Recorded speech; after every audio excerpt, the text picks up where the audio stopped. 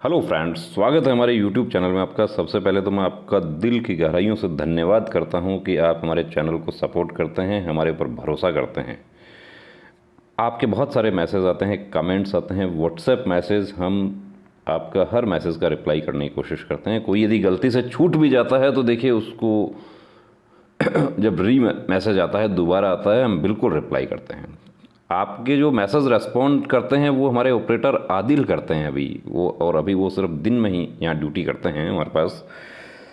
और जब काम हमारा ज़्यादा रहता है तो हमारे पास दो ऑपरेटर रहते हैं। अब देखिए, आप ये पूछा है यहाँ से व्हाट्सएप, ये सॉरी कमेंट्स आए, कुछ ऐसे कमेंट्स हैं कि जो कॉमन पॉइंट है उसको हम चाहते हैं कि डिस्कस करें, ताकि हमारे बहुत सारे साथियों को पता चले कि क्या होता है, कैसे होता है। अब सबसे पहले तो ये लक्ष्मण ने यहाँ कहा कि आपका कॉन्टैक्ट नंबर क्या है। तो कॉन्टैक्ट नंबर देखिए लक्ष्मण, हमारा कॉन्टैक्ट नंबर तो ये हमने दिया है यहाँ पे, लेकिन सिर्फ व्हाट्सएप मैसेज करिए प्लीज़। आप कॉल करते हैं, वॉइस कॉलिंग, व्हाट्सएप कॉलिंग, एक से एक नंबर देखते ही तुरंत कॉल कर लेते हैं। ये कोई सरकारी नंबर नहीं है, किसी कंट्रोल रूम का नंबर नहीं है, ये यहाँ हमारे ऑफिस का नंबर है और बिल्कुल प्राइवेट नंबर है। ये आपके सहूलियत के लिए कि हम आपको कितना गाइड कर सकते हैं उसके लिए है ये। अब आप पूछते हैं कि आईटीबीपी का ट्रेड्समैन का रिज़ल्ट कब आएगा, उसके लिए कॉल नहीं करें, या एसएससी जीडी की नई भर्ती कब खुलेगी उसके लिए भी कॉल नहीं करें। ये सब तो व्हाट्सएप ही हम बता देंगे आपको। साहिल ने पूछा है कि नोज चेक करते हैं क्या। बिल्कुल, नोज भी चेक करते हैं। नोज का अंदर का बाल भी चेक करते हैं। नोज की हड्डी जो है डीएनएस, उसमें अभी ज्वाइनिंग मेडिकल में कैंडिडेट्स को बाहर का रास्ता दिखा दिया जा रहा है। अब सबके कॉल अटेंड नहीं कर सकते, माफ़ी चाहेंगे। अब कुछ हमारे साथी जो बिलोंग करते हैं साउथ इंडिया से, या जिसको कहते हैं हमारे नॉर्थ ईस्टर्न स्टेट्स जो हैं, उनके हमारे साथी जो हैं, उन्होंने मैसेज किया हमें कि आप जो लिखते हैं वो इंग्लिश में भी लिखिए, क्योंकि हम हिंदी नहीं पढ़ पाते हैं। बिल्कुल इंग्लिश में हम अभी से हमने शुरू कर दिया है, आज से ही जो भी स्टेटस वगैरह अपडेट करते हैं वो साथ में इंग्लिश में भी लिखेंगे।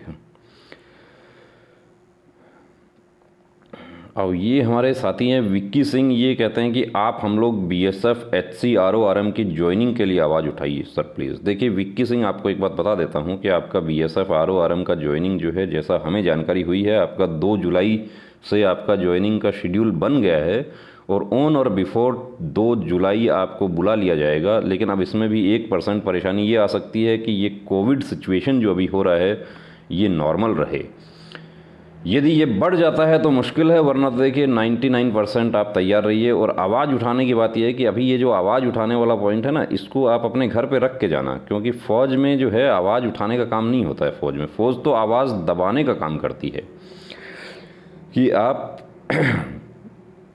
अभिव्यक्ति की जो स्वतंत्रता है वो फ़ौज में समाप्त हो जाती है। आप अपने कॉलेज में, आप अपने स्टूडेंट लाइफ में आप स्टूडेंट यूनियन के लीडर रहे होंगे, लेकिन फ़ौज में वो लीडर वाली बात मत कर देना, वरना वहाँ पर आपको बहुत परेशानी हो जाएगी। तो एक अनुशासित सिपाही की तरह अपने ज्वाइनिंग का इंतज़ार करो, और जब तक समय मिल रहा है अपने फैमिली के साथ में एंजॉय करो। ये आप ये समझिए कि आप छुट्टियाँ, आपका अभी छुट्टियों पर हैं, आप ये समझ के एंजॉय कीजिए उसको।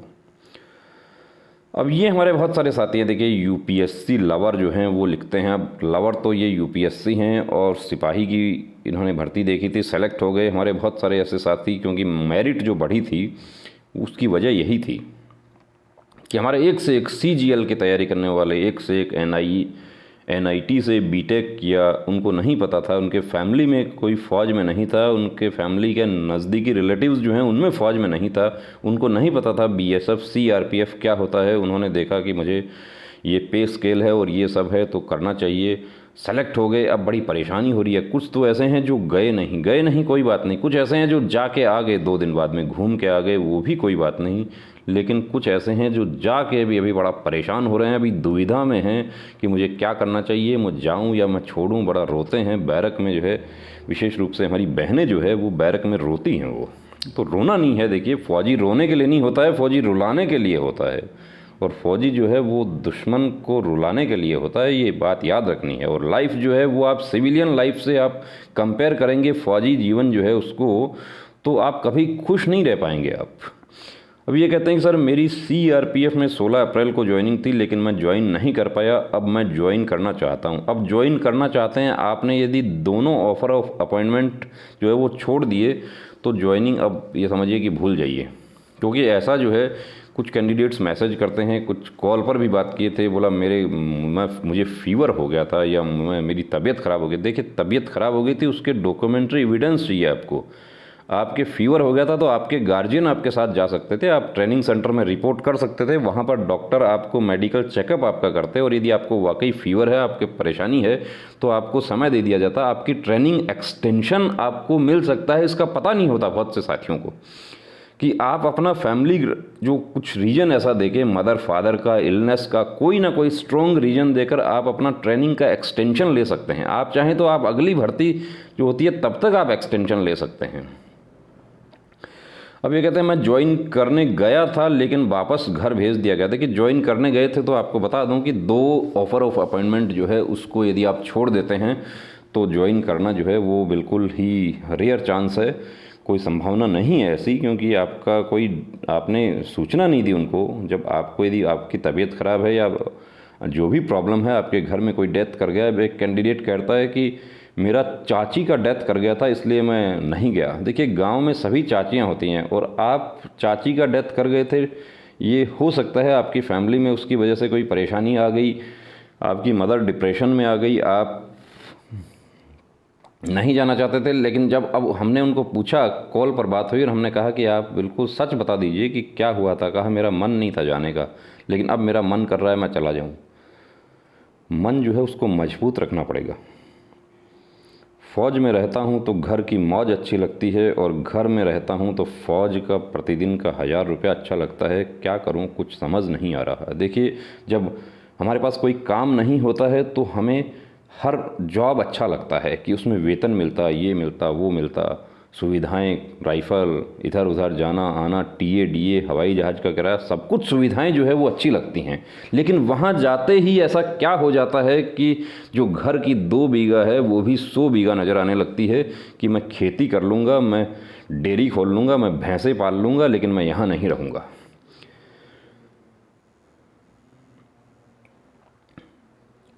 दीपक पटेल ने लिखा है कि क्या मैं 1 मंथ की ट्रेनिंग छोड़कर आ जाता हूँ CISF की तो मुझे सैलरी मिलेगी या नहीं। 1 मंथ की छोड़ के आ जाते हैं तो आपको सैलरी मिलेगी नहीं। 1 मंथ की छोड़ के आ जाते हैं तो आपके साथ वो काम होगा कि खाया पिया कुछ नहीं, गिलास तोड़ा 12 आने। एक पुरानी कहावत है कि आप होटल में जाते हैं और वहाँ गिलास टूट जाता है तो आपको गिलास के पैसे भरने पड़ेंगे। तो यदि आपने 1 महीना नहीं, यदि आपके डॉक्यूमेंट्स बन गए और 0 वीक चालू हो गया तो 1 वीक की भी ट्रेनिंग आपकी हो गई तो उसके बाद आपको 3 महीने का वेतन आपको पे करना पड़ेगा। अब ये कहते हैं मैं MTS में ज्वाइन करना चाहता हूँ, तो टेक्निकल रेजिग्नेशन का प्रोसेस होता है, उसका हमने अलग से वीडियो भी बनाया है। MTS मेरा समझ, अब ये कहते हैं कि MTS में ज्वाइन करना चाहता हूँ बिकॉज मैं, ठीक है, पैसे देने पड़ेंगे, बिल्कुल ट्रेनिंग चार्ज देना पड़ेगा। SSC GD हो, चाहे CAPF सब इंस्पेक्टर हो या CAPF असिस्टेंट कमांडेंट हो या ट्रेड्समैन हो या ड्राइवर हो, जो भी हो, कि 3 महीने का वेतन या ट्रेनिंग चार्ज जो भी ज़्यादा हो वह पेमेंट करना पड़ेगा। यदि ट्रेनिंग शुरू हो गई है तो 3 दिन बाद भी छोड़ा तो 3 महीने का वेतन देना ही पड़ेगा और वही ज़्यादा होता है।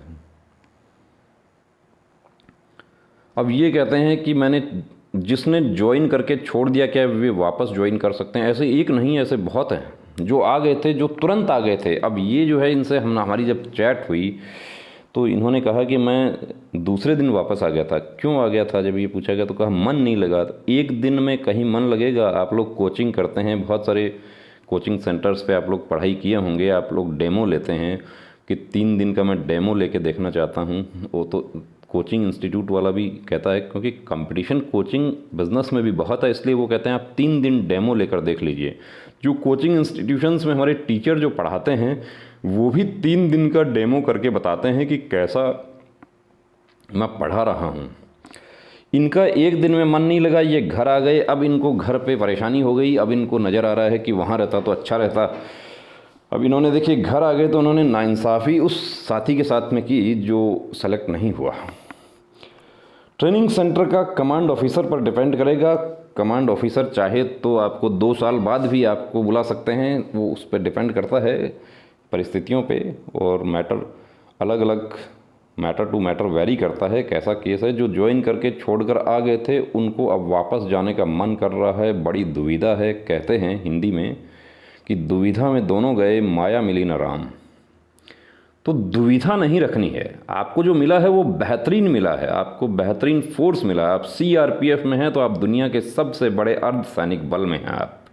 आप बीएसएफ में हैं तो आप जो कहते हैं कि फर्स्ट लाइन ऑफ डिफेंस का आप हिस्सा हैं। आप आईटीबीपी आपको मिला है तो आप हिमवीर हैं। आपको हिमवीर होने पर आपको गर्व करना चाहिए कि मुझे जो मिला है वो, मेरे बहुत सारे साथी जो हैं वो अभी भी दौड़ करते हैं सुबह। मैं ट्रेनिंग में दौड़ करता हूँ, मैं वर्दी पहन के दौड़ करता हूँ। मेरे बहुत सारे साथी जो हैं वो वर्दी पहनने के लिए दौड़ करते हैं। ये सब जब आप देखोगे तब आपका मन लगेगा वहाँ पे।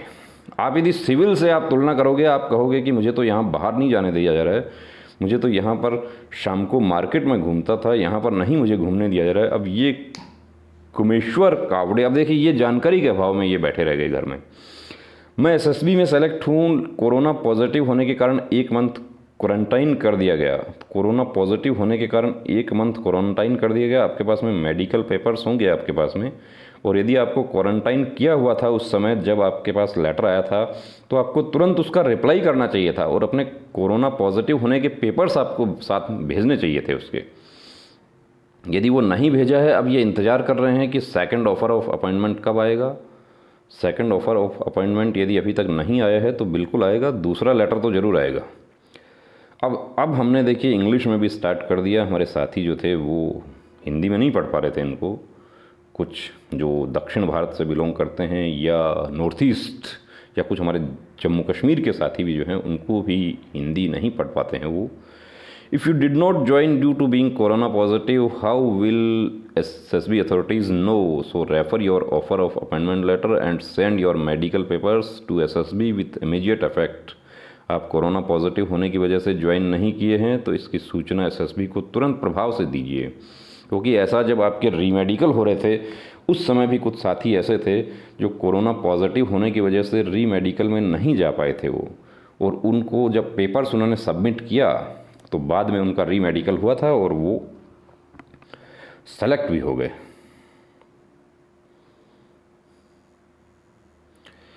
एक बहुत बड़ा डाउट होता है हमारे साथियों को कि क्या ज्वाइन करने पर ओरिजिनल डॉक्यूमेंट जमा करना पड़ता है और कितने दिन तक। देखिए ओरिजिनल डॉक्यूमेंट बिल्कुल आपका जमा होगा और कितने दिन तक, जब तक आप फौज की नौकरी में रहेंगे तब तक जमा रहेगा।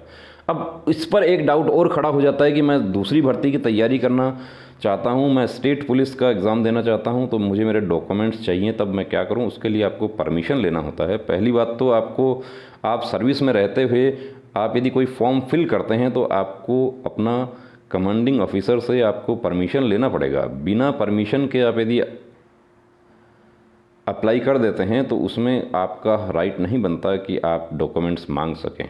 आप परमिशन आपको मिल जाती है तो आपको डॉक्यूमेंट्स भी मिलेगा, आपको छुट्टी भी मिलेगी। सब इंस्पेक्टर तक के होते हैं इसमें। सीएपीएफ के जो हमारे असिस्टेंट कमांडेंट होते हैं उनके ओरिजिनल डॉक्यूमेंट्स जमा नहीं होते हैं। अब ओरिजिनल डॉक्यूमेंट क्यों जमा होते हैं तो इसका कोई रीज़न जो है वो पुराने समय का रीज़न है कि जब पुराने समय में क्या था कि मन नहीं लगता था तो बिना बताए भाग जाते थे। सर यूपी पुलिस ज्वाइन करूं या BSF RM, because I site में प्रॉब्लम है, बोथ में सेलेक्टेड हूं। देखिए आई साइट में तो आप फिट हो गए हैं इसलिए कोई टेंशन नहीं है, आप मेडिकल फिट हैं तो कोई प्रॉब्लम टेंशन करने की ज़रूरत नहीं है।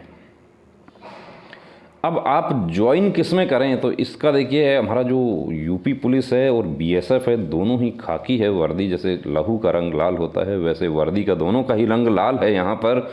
और जिस तरीके से खून की तुलना नहीं हो सकती उस तरीके से इन वर्दियों की तुलना नहीं हो सकती। दोनों ही हमारे सुरक्षा तंत्र के आवश्यक तत्व हैं, दोनों की तुलना करना बहुत मुश्किल है। वेतन आपको बीएसएफ में मिलेगा, सुविधाएं आपको बीएसएफ में मिलेंगी, प्रमोशन आपका बीएसएफ में जल्दी होगा। अभी आप हवलदार डायरेक्ट बन रहे हैं बीएसएफ में, आप जल्द ही आप असिस्टेंट सब इंस्पेक्टर बनेंगे, फिर सब इंस्पेक्टर बनेंगे और आपको बेहतर सुविधाएं आपको मिलेंगी। कैंटीन सुविधा आपको बेहतर मिलेगी। आप कहीं भी ड्यूटी पर जाएंगे तो आपको वहाँ पर रहने का और सब कुछ जो बंदोबस्त आपको मिलेगा। लेकिन यदि आप पुलिस में आप ज्वाइन करते हैं तो आपको फैमिली लाइफ प्लस जो आप अपने घर के नज़दीक यूपी पुलिस में है तो आप यूपी में ही आप रहेंगे, दूसरे स्टेट में आपको कभी टेम्परेरी ड्यूटी ही आपको जाना होता है। बीएसएफ में तो आप कश्मीर से लेकर नीचे अंडमान निकोबार का जो हमारा पॉइंट है वहाँ तक, और नॉर्थ ईस्ट और गुजरात का रण जो है वहाँ तक आप कहीं भी कभी भी किसी भी समय भेजा जा सकता है। विदेश में भी भेजा जा सकता है। भेजा तो पुलिस में भी जा सकता है विदेश में, लेकिन बहुत कम चांस होते हैं। तो दोनों की तुलना बड़ा मुश्किल है, लेकिन आप यदि सिविलियन लाइफ जीना चाहते हैं तो पुलिस जो है वो बेहतर है। अब देखिए, मेघा जो है, मेघा वाकई जो है एक जिसको कहते हैं कि आयरन गर्ल है, मेघा डहरवाल। हम तारीफ़ करते हैं इस बच्ची की। मैं बहुत दिनों से इनके कमेंट्स देखता हूँ, ये व्हाट्सएप मैसेज भी हमें करती हैं। इनके ग्रुप्स हैं आप लोगों के बहुत सारे, उसमें भी इनके मैसेज चलते हैं। और ये इनका वीडियो भी एक आया था कि ये बालाघाट से इन्होंने बात किया था, गृह मंत्री जी के कार्यालय में इन्होंने फ़ोन किया, ये ऑल मेडिकल फिट ज्वाइनिंग की बात के लिए। एनसीसी गर्ल हैं ये। और देखिए, मेघा जैसे बहुत सारे हमारे साथी ऐसे हैं कि जिनको एनसीसी था, और एनसीसी का सीएपीएफ के कांस्टेबल में 1 नंबर भी नहीं, 1 नंबर क्या 0.1 नंबर भी नहीं मिलता है। बहुत बड़ी विडंबना है ये। हमारे एनसीसी महानिदेशालय जो है उनको भी ये आवाज़ उठानी चाहिए, ये देखना चाहिए उनको कि एक कैंडिडेट कॉलेज में, स्कूल में एनसीसी क्यों ज्वाइन करता है। वो क्या केला खाने के लिए एनसीसी ज्वाइन करता है कि कैंप में केला मिलेगा? मैं इसलिए ये बात बोल देता हूँ कि मैं भी देखिए कभी जब पढ़ाई करता था तो मैं एक्चुअली एनसीसी मेरे पास में नहीं था, लेकिन जो हमारे साथी जिनके पास में एनसीसी था उनको जब उनका परेड वगैरह होता उसके बाद में वो सब केला वगैरह उनको मिलता था। बहुत पुरानी, 30 साल पुरानी बात ये मैं आपको बता रहा हूँ। तो एनसीसी क्यों ज्वाइन करता है कोई हमारा साथी, हमारा युवा, कि मुझे बोनस अंक मिलेगा? बोनस मिलता था 2008-2010 तक जो हमारी सीएपीएफ सिपाही की भर्तियां होती थी उसमें एनसीसी का बोनस मिलता था, लेकिन उसको बंद कर दिया गया 2010 में। उसके बाद ये जो एसएससी कांस्टेबल जीडी होने लगा, इसमें बिल्कुल बंद कर दिया। सीएपीएफ सब इंस्पेक्टर जो है उसमें एनसीसी का बोनस जो है मिलता है। असिस्टेंट कमांडेंट में बोनस मिलता है, लेकिन हमारे सिपाही में नहीं मिलता, हमारे ट्रेड्समैन में नहीं मिलता, हमारे आईटीबीपी के ड्राइवर में नहीं मिलता। जबकि आर्मी में यदि सी सर्टिफिकेट है तो उसको बोनस 100 में से 100 मिलता है। उसको रिटन एग्ज़ाम जो है उसका एग्जम्प्ट होता है पूरी तरीके से।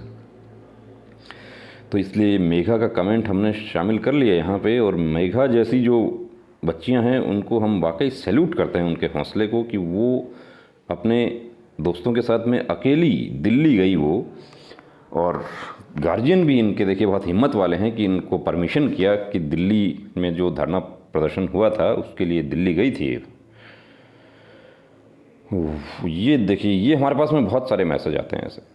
अब ये पिक खुल गया तो मैं आपको दिखा देता हूँ कि ये कहते हैं कि ये दांत जो है इसमें क्या प्रॉब्लम है। अब ये मैसेज जो है पूरे दिन में कम से कम भी 400 आते हैं ऐसे। जब आपके रीमेडिकल वगैरह होते हैं तब ये हम हमारे मेडिकल ऑफिसर जो हमारे डॉक्टर जो मेडिकल करते हैं यहाँ पे सेंटर पे, उनके साथ में डिस्कस करके रिप्लाई करते हैं इनका।